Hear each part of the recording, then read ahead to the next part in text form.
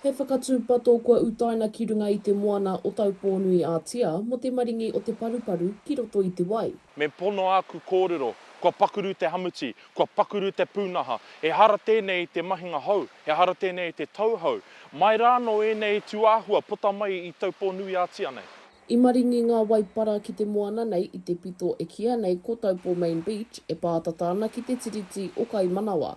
Hei tā Bronson Elwera Perich o Ngāti Rauhoto me aukati whakatika te kaunihera i te hamuti. Tuatahina me whakatikaina. Utaina te Māori ki te kaunihera ngā reti maha. Nā rungi i ngā tarahiti e whakahaerengi e tātou, ngā pāmu nui, ngā whenua nui. Miriona o ngā tāra hoatu nei mātou ki te kaunihera. Nō reira, e te kaunihera, whakatikaina te hamuti. Angry.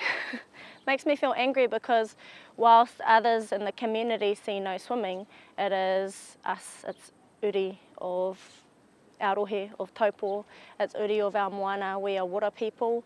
We're the ones who feel the mamai. We are the ones who stand at the māwiwi water and karakia and cry and tuku aroha ki tō mātou wai.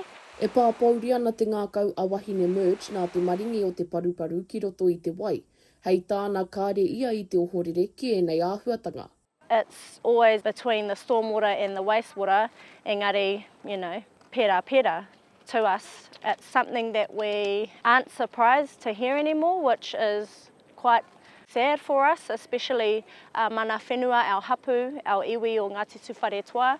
Kua puta te pānui i te kaunihera i tēnei rā tonu e wāte ana te iwi whānui ki te kauhoi ki tēnei pito o te moana i nānei.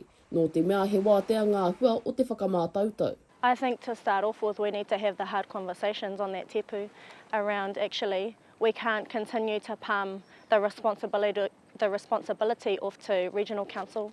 We can't continue to palm the responsibility or the issue over to our infrastructure and the fact that it's so old and can't handle the capacity anymore.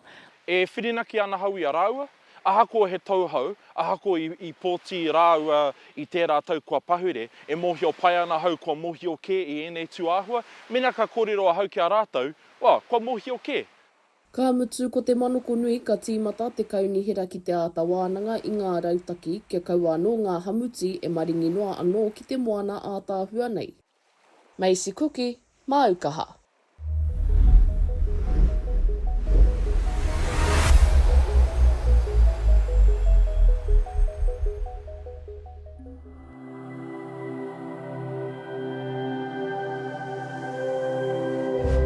Ko te reo, te take.